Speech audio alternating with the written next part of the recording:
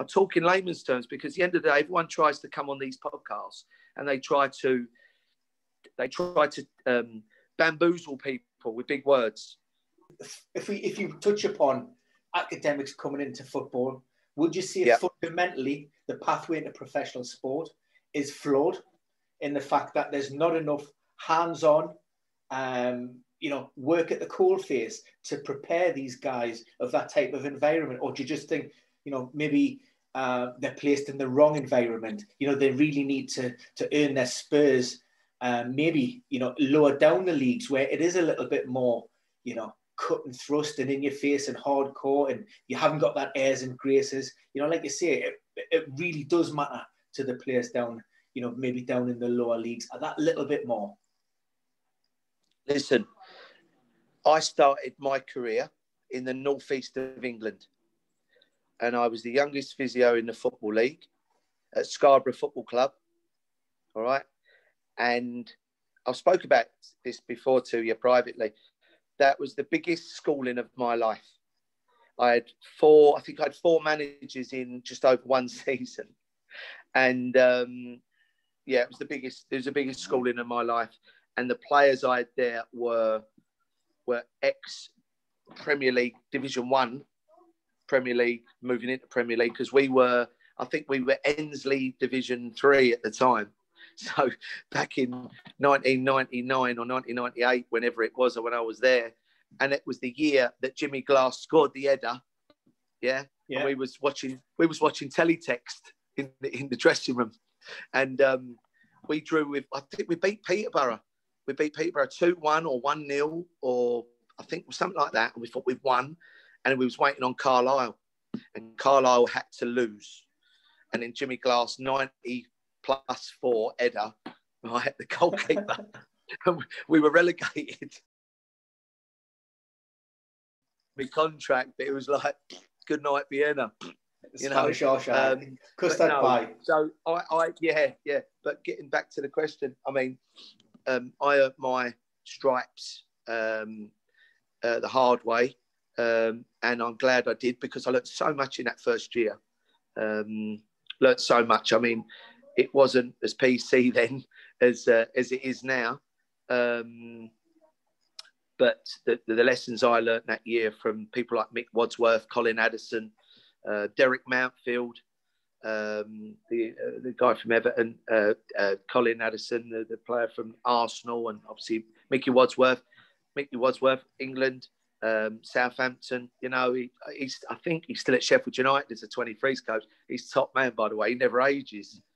And just good people, just old school, good people, good values. But again, what I'm saying to you, these like Mickey Wadsworth, he went from Scarborough, he went with England.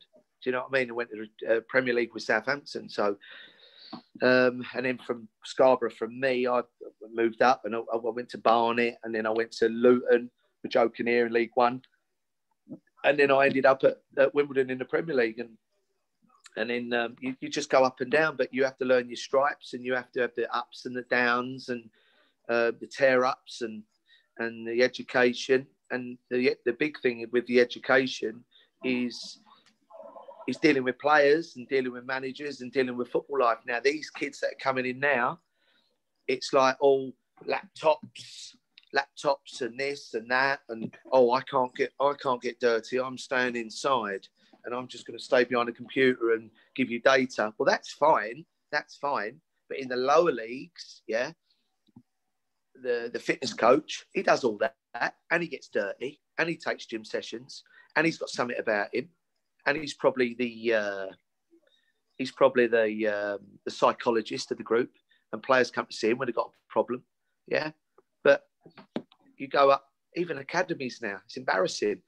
I was at a club, I think it was either last year or the year before, and we played a Premier League club at their ground. We played their 23s because it was in that cup.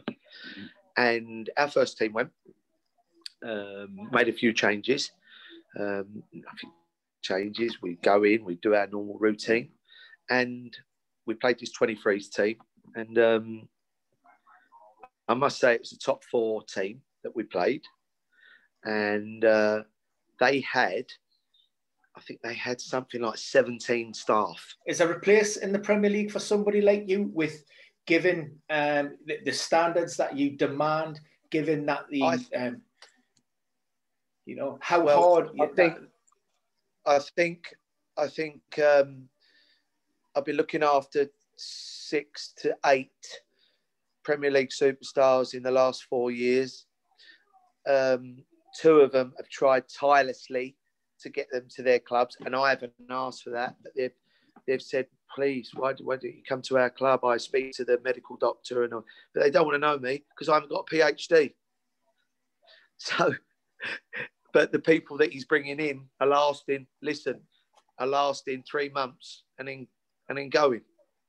And then some of the people there are just, but I can't, for me, it's that I'm happy what I'm doing. I'm happy looking after them. I'm happy doing my job. I'm very fortunate that I've had some lovely phone calls from people like David Platt out the blue. I was in the bath one day and saying, what are you doing? I said, well, I'm in the bath at the minute, Dave, and you'll take the piss because it's not David Platt, is it? Hey. And he went, no, it is. I went, no, it's not. Turned the phone off on him. But it was David Platt. And I ended up 2 weeks later going over to India for my second stint in the ISL with Pune. Yeah, so you get these phone calls randomly, and there's been lots more, obviously, because you've always been in a job. But I'm really happy at the minute what I'm doing, and I've got a good team around me, and it's fantastic. So it's got to be something unbelievable to draw me away from that. But I'm just allowed to do what I want to do, and I'm getting results. No injuries, mate. No soft tissue. That's the big thing for the last. I think that's the big thing for the last. The big thing I'm proud of, mate, is soft tissue problems are non-existent with us, and we do so well with it because obviously the recovery strategies and everything we put in place before and after training, loads and everything. We don't overcomplicate things. We're fit as you like. We're strong, and all my teams have been like that. The managers I've worked with, obviously they. Of course, they're going to take credit and all that, but sometimes you just got to go with the flow, pick the money up. You touch upon a subject that I did want to bring up with regards to recovery strategies, and primarily how the current situation with regards to COVID and how that's changed, how players are managed pre and post match. And, as somebody who's working at the coalface front line directly with the players, how has your job changed, and how do you ensure, because it's all about availability. You need your players fit and ready to perform at their highest levels. When you're playing maybe 2, possibly even 3 games over, an 8 to 10 day period. How has the situation impacted, and what's changed in your day-to-day workings around, maintaining sort of levels of fitness and keeping players ready? Well, first and foremost, the last 7 days we've had 3 games. So we played Saturday, we played last night, and then we play Saturday again. So it's a good question. The first thing is your pre-season. If your pre-season isn't set out, regimented, and stuck to, because players, I'm a bit sore today, you're going to be sore. I want you to do sore. If you're not sore, then there's a problem. We're not doing it right, So everything is tapered in. So before pre-season, they do a pre-season. Then they come in and we do our testing, and then we go through everything. Then COVID hits. Yeah? Then COVID hits. So we have all our policies, procedures, protocols from the FA and then from our governing body, our league. Which we are absolutely 100 million% bang on to, and I'm pleased to say that we've kept to that, and it's done us really, really well. They have certain procedures. They come in every morning. Every person has to adhere to the protocols of the COVID policy, but life goes on, mate. Life goes on. Football clubs go on. And any football club that tells you any different, I'll tell him porkies, because you go in, we have certain things that have to come in, They have to wear face masks 24/7. All right, unless they're on the training ground, unless they're eating. And when they're eating, they can't eat no more together. So we provide a takeaway service for them, so they can go and take it away in their vehicles, and they can go and eat somewhere remotely, because we have to do that. We have to keep the social distancing and everything right, and that's what's keeping us right. We've got full squad, and we test, and we have our wellbeing. Wellbeing structure, which is done remotely on their mobile phones every day. That's been in place. I mean, I took that from back in the Premier League, and I took it through every league. And the league we're in, it's never heard of, but we do it. So they have a certain amount of questions they have to answer every morning when they wake up. It gives us an idea when they come in, see if we've got any reds. Hopefully they're all greens and a few ambers, but if there's any reds, then we know. Then we play our games, we train, our loadings, everything stays the same, and we just have to adhere to things. Things are a little wee bit different, but ideally we try and keep everything as normal as possible. And the boys are bang on it. They understand, because at the end of the day, they're going home to their families. We say to them, you're in your bubble at work, and then you're in your bubble at home. And at the end of the day, you can't break that bubble, because if you do, then we all suffer, you know. So, but we've been very, very fortunate that our boys are very professional, and they've taken all that on board. It's took time to sink in to a few of them, because that's life. But other than that, it's been very, very good. Recovery strategies are exactly the same. Obviously, we've got the pound for pound the best GPS system in the world that we use. You got to plug it. I got to plug it. No, we don't want to do that. I don't want to give it no more money or plugs. No. Oh, I was surprised. No. We'll make sure we get that. No, I don't want to give them nothing, mate. They get enough money as it is. They've got the best teams in the world in the Premier League on them. So, but I've used them at 2 clubs, and we brought them in here, so we spared no expense. So for us, that we cover every avenue. Our recovery strategies, as I said, are bang on. We've got great facilities. Our soft tissue problems are absolutely minimal. Most problems we have are impact injuries from the league we play in. And fitness is key. We've got, I think, 23 players on the roster, and we've got 2. I think we've got 2 long-termers at the minute, but they're not long-termers. They're 8 to 10 weeks. But other than that, from impact, we've got no other problems, and we deal with things. We've got a happy camp, and a loading frequency and training program is bang on. So we're happy. I've never changed nothing. Any club I've been at, I've always stuck to my guns. I've learned so much from working with top managers in this country and abroad, and international managers at big competitions, and also from rugby.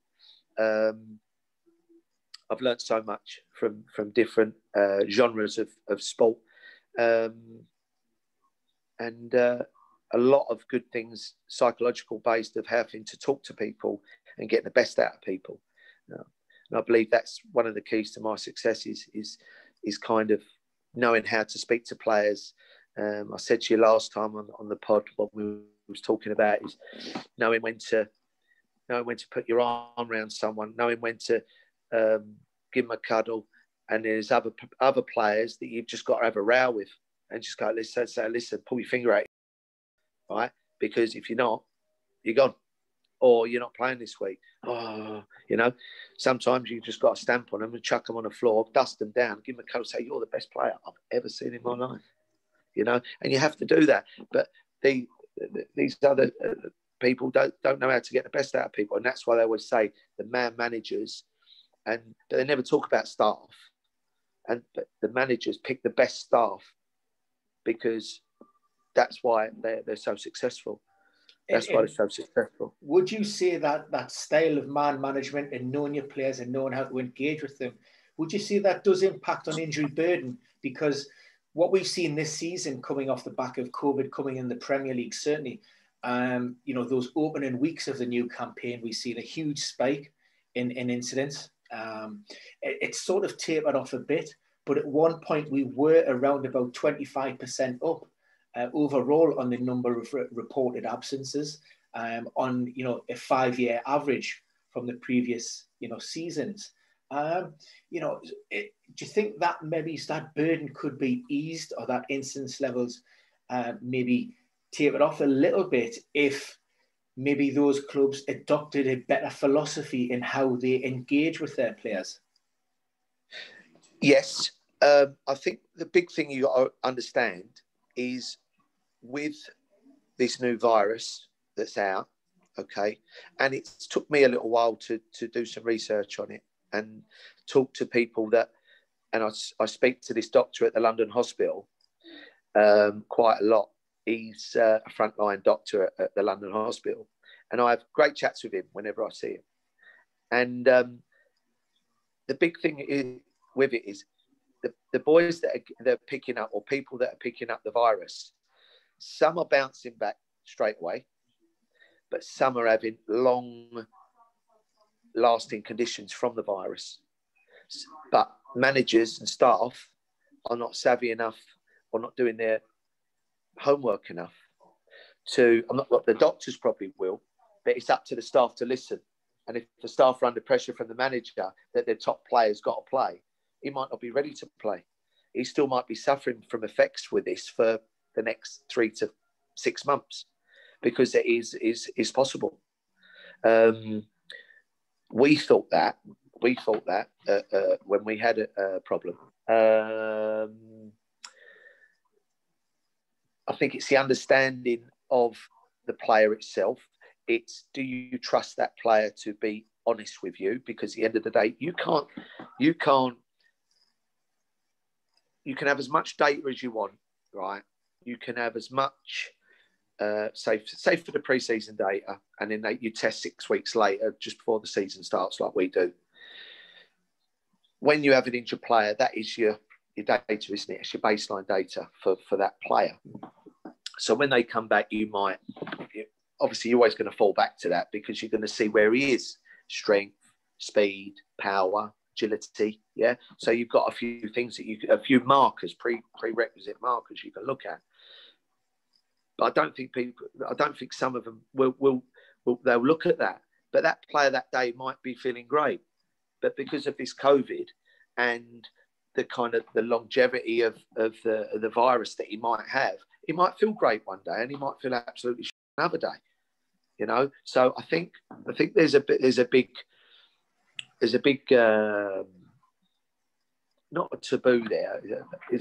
It's a talking point, because I think it needs to be understood that each player is different, and sometimes they're not going to come back as strong as what you think because of this virus. Some people think this virus is a load of rubbish. It's not. It's really, really not. I've had it, and it's not. And my wife had it, and I thought she was going to die. And I'm not lying. She was terrible. She was terrible. And so some of the players, they're athletes, and they've got to come back from this. And some of them are really ill with it. And so when they come back, and the protocols of returning to play, and so they're not ready. And that's when they falter, and they'll get soft tissue problems, because when you're ill, as you know, you'll always ache in the places where you've got a problem, So say, for instance, if Tom down the road's got 2 prolapse discs, they're not a major problem, but he's got L3 and 4, he's got prolapse disc, but he gets through it every day. Yeah. And he can still go to the gym, and he can still do his cross trainer and his row and his bike and do a few weights sitting down. He has this, he goes back. Yeah. He thinks he can do it again. What's the first thing that's going to falter on him? His back, because that's the weakest part. Now, players will go back, and they might have, I don't know, they might have a slight instability in their right gastroc or soleus, something like that, for instance. They're going to go back, they're going to start running again. All right. They might go through a simple return to play with them, which they should do. But some places, like the lower league, they might not do that. And then it might go back and bang, all of a sudden he's got a grade 2 calf and he's out for like 8 to 10 weeks. It's good night Vienna, isn't it? Mm-hmm. So it's all about knowing your players, right? And knowing your players to start with, but getting hold of this virus and making sure that you are so tight with the doctors, and you don't even have to speak to your own club doctor. You can, but go somewhere else and get another opinion on it and do some research on it, because this is heavy duty. I'm not saying you need to look into it, and you need to try and get as many variables as you can. So when you come back to your club, you can go, right, this is what we're going to do, and we're going to do this. And you're going to say to the manager, yeah, we're coming. He might feel great, but we need to go through this X, Y, and Z. So I know he's right for you, for the roster, so we can tick him off and he's ready to go and train with you. And he's going to have to train at least a week before he plays. And I mean, touching upon, obviously, the virus and how it affects, and you've been asked to carry out and undertake your normal duties, play football, train. Going back to comments from Burnley manager, probably about 7-10 days ago, and I just wondered what your thoughts were on comments that he made with regards to, well, if you want us to play, if you want us to entertain and continue to do so, then players and the backroom staff should be given priority to receive vaccination. We should be vaccinated against the virus, and then we could maybe invest the funds that we're currently using to test and maintain that bubble, invest that elsewhere, maybe support the NHS. But do you feel that footballers really should be, or people in elite level sport should be given priority to receive that vaccination? No, I don't. No. I've said this to you before. We're all human beings. We all deserve the same. Just because I'm at elite level, yeah, it doesn't matter. I've always been there. I haven't got my nan and granddad no more, right? I haven't got my mum no more. I've got my dad, yeah, and I've got my wife and my kids, yeah. So am I going to put Premier League footballers above my family, even though my dad has been a Premier League footballer all his life? Yeah. Am I going to put my family above Premier League? They're going to come before anybody. Your family will come before any footballer. Any footballer. I'd like to think so anyway. I'd like to think so. I'd like to think so. Yeah. Mm-hmm. So there's your answer. Mm-hmm. There's your answer. Football is not the end of the world, mate. Sport is not the end of the world. That is your answer. It's a simple answer, mate. Right. And before we wrap things up, and because we've covered a lot, but I want to touch just one final COVID-related question. And this came from... It. No one's going to talk to you about this except for me, because you know you get a bit of comedy value with it and all. Marcelo Bielsa at the weekend, they were talking about the absence of their goalkeeper, Meslier. Now, there had been some suggestion in the press in the build-up to the game that the goalkeeper had tested positive for COVID. Marcelo Bielsa didn't release any information. He actually stated that, the squad is absolutely fine. Come the team sheet, the starting 11, he's out. Obviously, press reporters then, asked Bielsa, well, what's happened? He's out with illness. Is it COVID related? You should not be asking that question to me. Now, this follows, it's almost this directive that managers have got at the moment. Pep Guardiola, Steve Bruce, Sean Dyche, I can list them. There's that reluctance to basically, you can talk about a player's injury, you can talk about an other illness, but if it's COVID related, it's almost the door has been slammed shut. They will not disclose anything. And I'm just wondering if that is a directive throughout the Football Association. Is it something that's dealt with internally? And what's the difference between telling somebody that if they've got an injury or an illness as opposed to, being COVID? It's a good question. And I can see how people themselves at football clubs, because it's a bit of a taboo account, isn't it? But it's not. It's life. It's real. It's worldwide. I believe everyone should know everything what goes on with it, because it affects everybody. I think it's probably it may be a club directive from them for that. That stinks straight away, doesn't it? Hey, when someone doesn't want to answer a question, at the end of the day, the press are there. They do their jobs. They want information to sell newspapers. That is what it's all about at the end of the day, to sell press, to sell newspapers.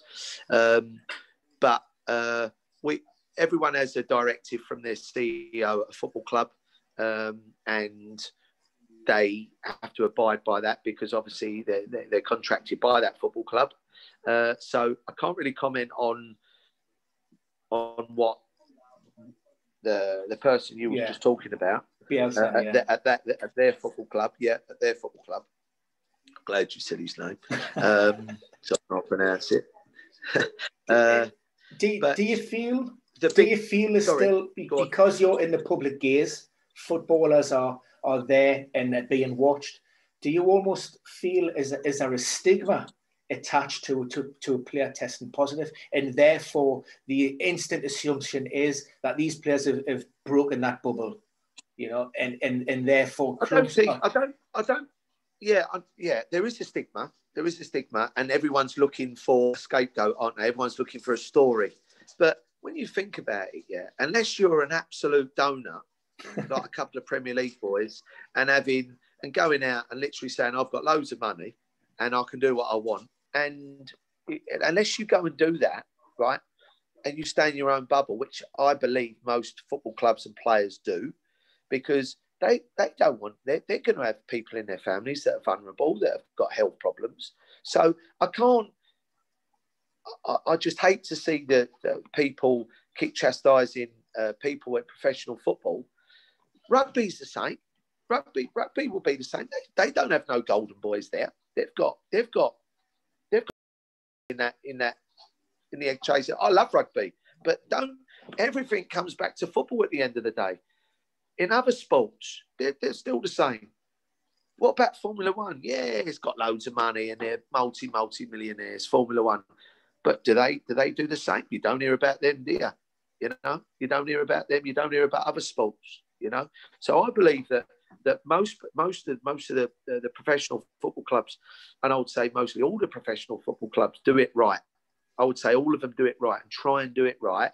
But you're always going to get in life. I always said to you this: you have the players at the club, you set your policy and procedure. Once you set that, you can manage everything and contain everything, and you can set boundaries at the football club. Now, when they leave the football club and get in their cars, get in their mini metros or their AMGs, and they go back, and they go back home, you don't know what they're doing. You don't, Ben. You don't know what they're doing. Well, actually, you cannot manage that. You cannot. You just can't manage that. You can tell them, you can educate them, but you cannot manage it. So that leads me on to my final question very nicely. We've had some pretty high-profile cases over the Christmas and New Year of players that did break, lockdown protocol. Yeah, it's proven. Social media, newspapers. Now, the question I'm going to put to you is: do you think it's an issue that should be dealt with by the club internally in form of maybe a discipline, fining of wages, or do you feel that when players are knowingly breaking bubbles for their own selfish Did you reasons, say lower league? Did you say lower league there? No, I just said just football in general. Oh, right, okay. Should there be governed internally, or do you think where it's proved that players have broken protocol, broken their bubble, do you think it's something maybe the Football League or their governing bodies should come in and either discipline either the player and or the club, and maybe put heavy fines in, points deductions, or even player suspensions in place?